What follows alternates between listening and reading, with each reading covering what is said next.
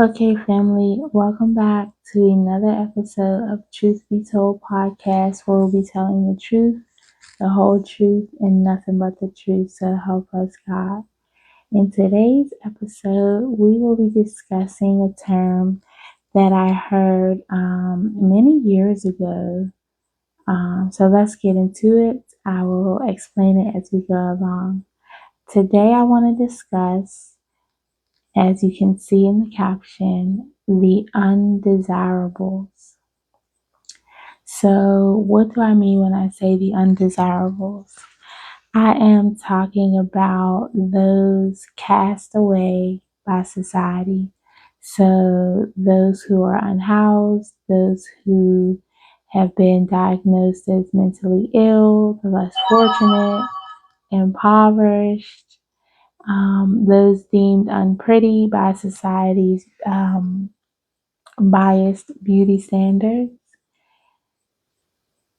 So, where did I hear this term first? I was actually talking with a client who felt like this was his story, right? So, he was describing how he was meeting with another practitioner and they basically told him, she basically was denying this was true. So he said that, he felt like he was one of the undesirables, that because he, didn't look like the standard idea of beauty according to our standards here in America. He'd been less fortunate. He had found himself in an impoverished situation, kind of like all the above, right? So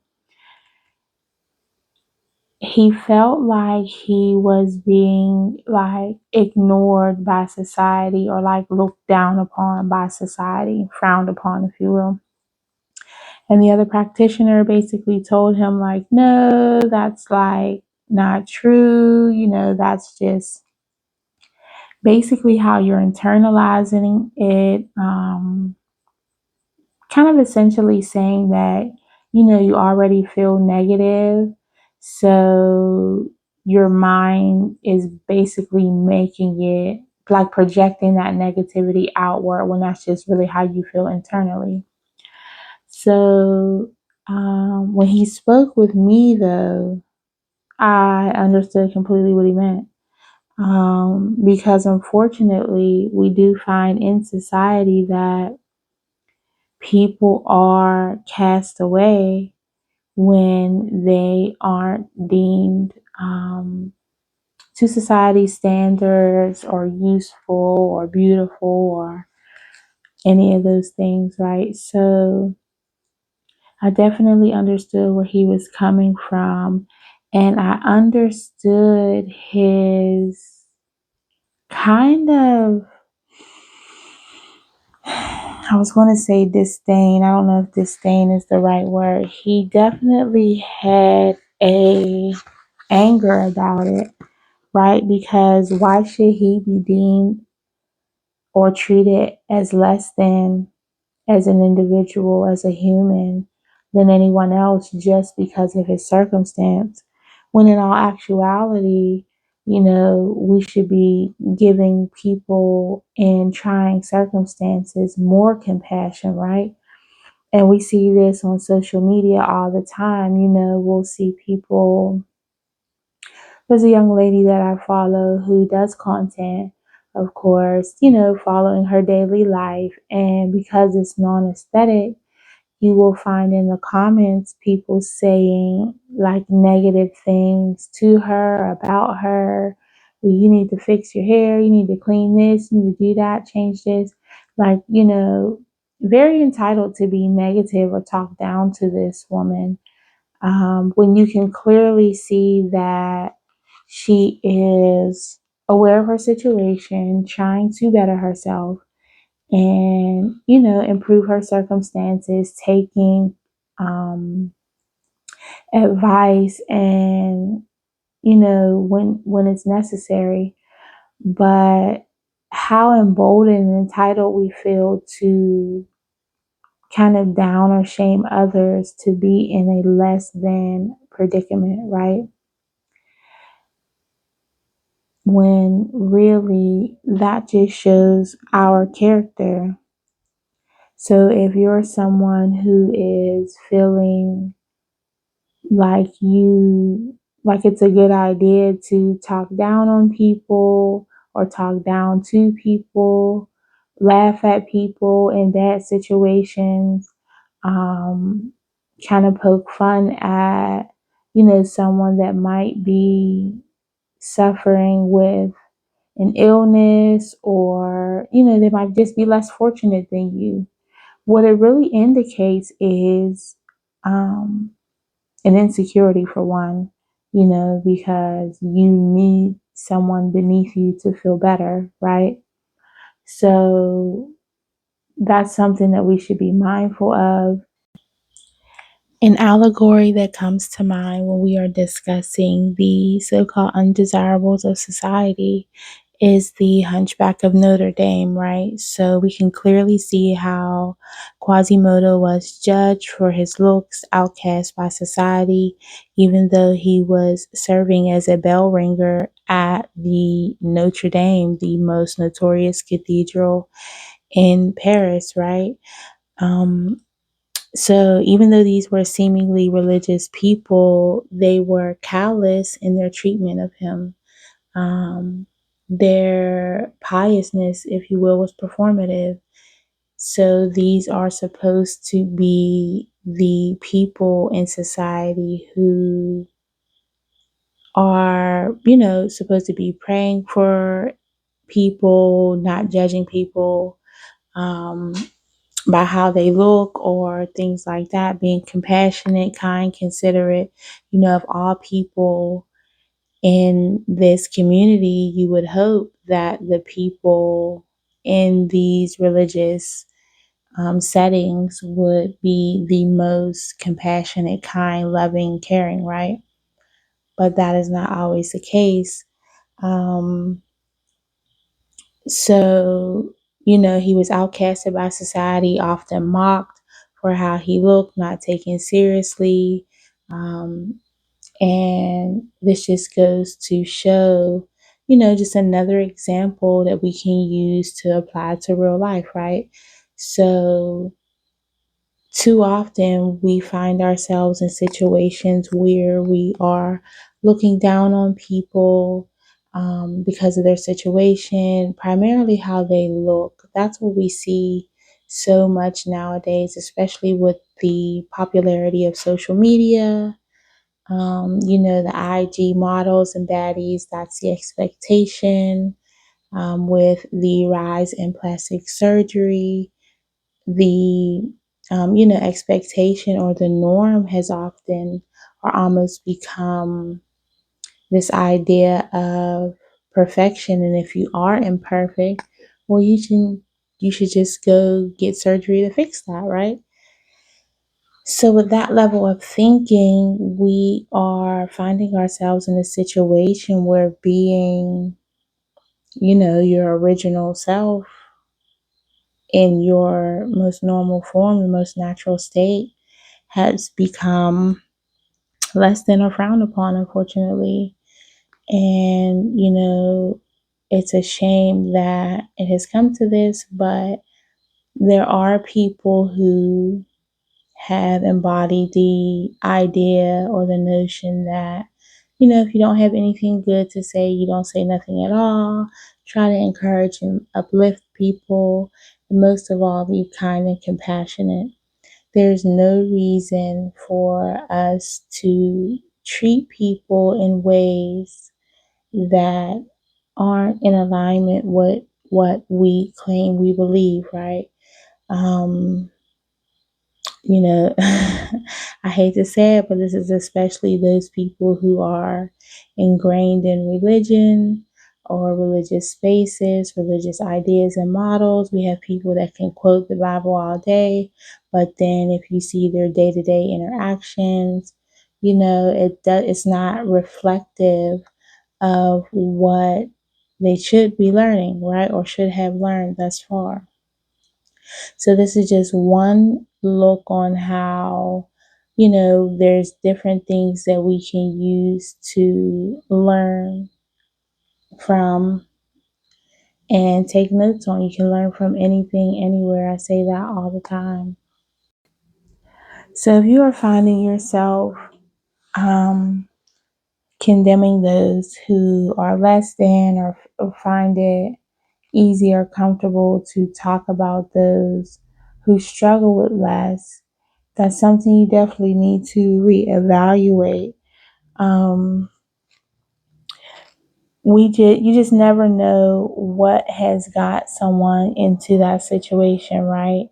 So, unfortunately, it shows itself in a multitude of ways. Either you feel comfortable downing them, whether you overlook them completely, pity them, or try to pacify them, or just treat them poorly, right? So it reminded me of, I think it was like an interview or something someone did of someone who was unhoused, and he basically was saying how people don't even look at him, as if he doesn't even exist.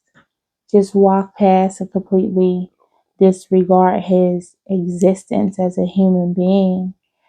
I can't imagine, already being in the lowest of low situations and people, find it, you're so low to them, you're not even worth acknowledging or making eye contact with or speaking to and saying hello. It's the same with people who are disabled. A lot of times people will try to divert their attention to something else, so they're not making eye contact with the person who is disabled. I know that's a common thing because, who I feel like who hasn't done that. So whether you're doing that in your mind to be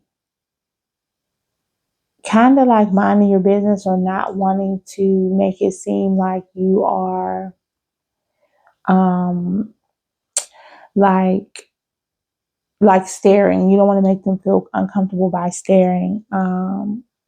When a simple hello would just do fine, right? So we have to be mindful of our interactions with people, especially those that we see going through different trying times, because you never know how your actions can add compound interest to whatever they have going on. So in the instance of that client, him dealing with the other practitioner, basically not even acknowledging how he feels, which is her job. Like, you literally have one job to do. Instead of acknowledging that and, working with him through that, she took the other route. And, I can't speak to why that was her response. But, we ought to hear people when they speak on things. Everybody isn't just blowing smoke in the wind. You know what I'm saying? So most people are, if they're open enough, are trying to give you an honest background or story or whatever have you that's relevant to them, so you understand. And many times we as humans tend to ignore that based off our own experiences. So if you haven't experienced it, you have a hard time acknowledging its validity, or you're simply just not paying attention. How many times have we had conversations where the person is talking and you've got 1 trillion things going on in your head, and this is no, you know, negative thing. I'm sure most people don't do this consciously, but many times we're in conversation and you don't even know what the other person is saying because you're really not paying attention, right?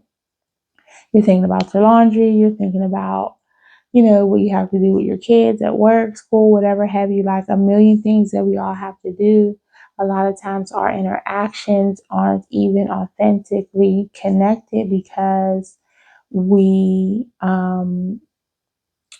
disconnected with ourselves and with everything around us, right? So, that's another reason we can attribute our disconnections from each other as a whole, why we feel disconnected from people, places, and things as a whole, because we aren't creating those authentic connections instead of, multitasking when someone is talking to you, actually having a heartfelt conversation, an authentic conversation where both parties are listening. You can feed off of each other, and you definitely are probably missing a lot of messages that could be obtained and learned from, through these stories. So, you know, later in life, I would see the client out, and now, well, more currently, I can't say now, but, when I saw him later in life, he would always be walking and running, right, outside. Now, at this time, he had transformed his entire body by this point. So physically, he looked, very different. He looked very well physically, right? So all I could do was smile when I saw him because I knew in that moment that he he stood on what he knew. So despite other people kind of like downplaying the situation, oh no, people don't look down on you because of XYZ, because of course, we can't be the villain in the story, right? So it has to be him. It has to be his way of thinking. But no, he was actually correct. And, seeing him embody that and stand on it, and then not only just stand on it and know it, but really striving to work on it. So, you know, and what we do know is by working on your physical health, you naturally are working on your mental health, right? Because, getting out, getting exercise, walking, what they say, once you look better, you feel better. Once you feel better, you do better. Once you do better, you are better. And you're confident to take necessary steps toward forward movement to make your circumstances better, right? So, to me, that's what I saw when I saw him. I didn't just see a repaired physique. I didn't just see someone who went and cut up their body to be more physically attractive. I knew that how deep he thought about that situation and the way he internalized it, the way he was able to verbalize it. I knew that the physical representation of change was just the tip of the iceberg, if you will, like because of how he was so thoughtful in a state that was detrimental for him. I'm more than sure that he, turned that thinking around towards a positive state once he began doing the work, actually doing the work. So, not, being a victim, blaming self, having a pity party, but him actually putting in the work to better himself, do what he needs to do to feel better, right? So, that was definitely something beautiful to see. And it's just one of those things where, like I said, you can take I'm always someone who says you can take a lesson from anyone around you. A you can learn from anyone around you if you're open and willing to learn. If you're always willing to be the student, you never stop learning, right? And that's the goal in life. So to evolve, to grow as a student, to graduate, if you will, you need to learn. And this comes through various different ways. So we don't just stop learning once we exit our school years, once you exit formal education, you should be looking at the things around you to learn from them. So that's one thing that I learned from that situation was one, not judging a book by its cover. Obviously we shouldn't be mean and we should definitely embody a sense of compassion toward people who are openly expressing um, their issues, right? Um, and of course, everybody goes through something, but that's the thing we have to acknowledge. That's usually everyone's kind of like go to, oh, well, everybody goes through something. Everybody goes through something, as a way to deter, delay, or deny compassion. Everybody goes through something, like, so I don't need to placate to your feelings or be compassionate to what you're conveying at the time. Yes, everybody goes through stuff, but not everybody's vulnerable enough to communicate what they're going through and how that is affecting them, physically, emotionally, spiritually, mentally, all of those things. So if you find yourself, in the midst of someone who is communicating something that is going on with them that isn't so positive, something that's bothering them, you should definitely take that as a sign of the need for compassion. Where has compassion gone in the world? It is mind boggling to me. But at the end of the day, you know, these are things that we're taught early in life. Just another allegory. This reminds me of the story of the Beauty and the Beast.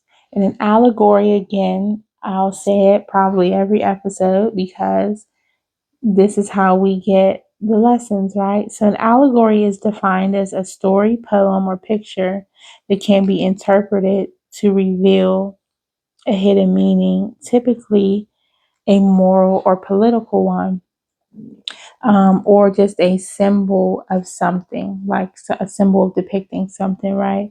So in the Beauty and the Beast, if you remember, excuse me, in the beginning of the movie, there was a grand ball that the prince was having at his castle, and a woman who found herself in a dire situation, you know, she was unhoused. She just begged him, "Oh, you have this big castle.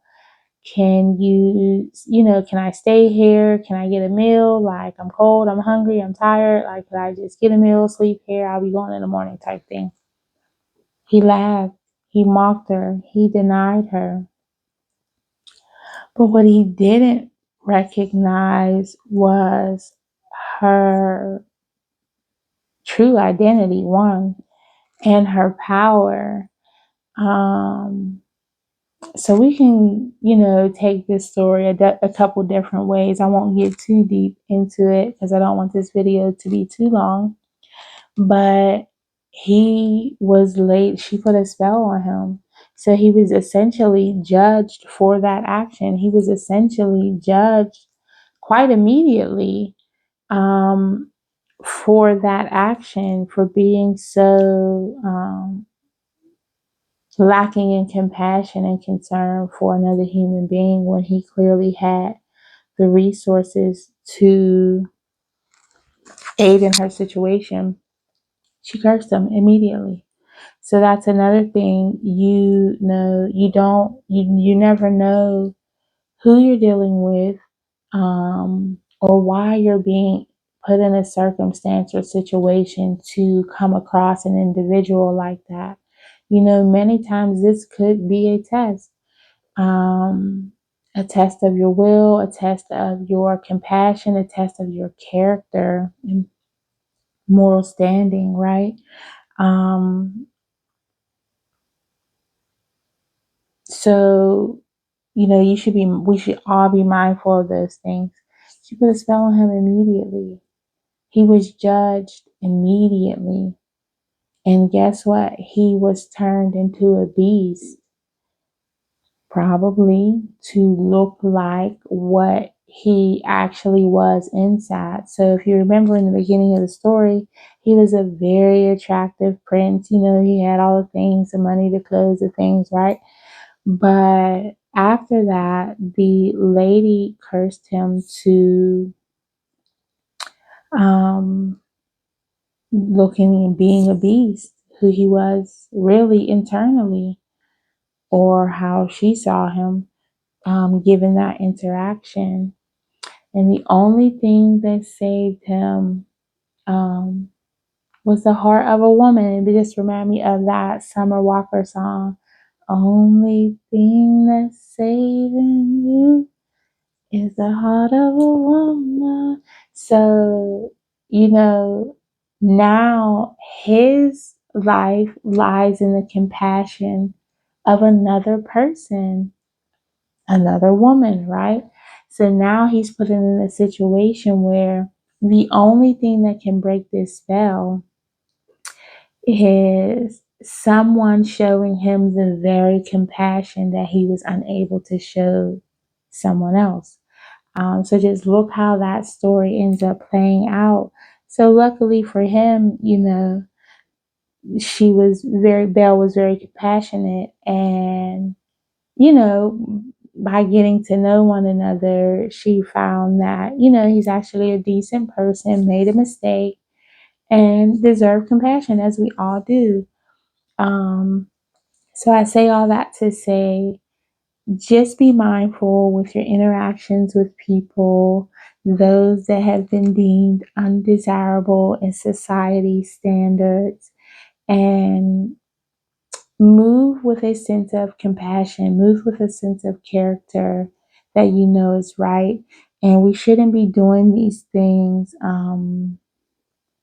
in attempts to gain favor, right? Because we have some people who are very um, pretentious like that, or performative. That's the word I'm looking for, performative, to where they do things because they know if they do good things, then good things will come back to them.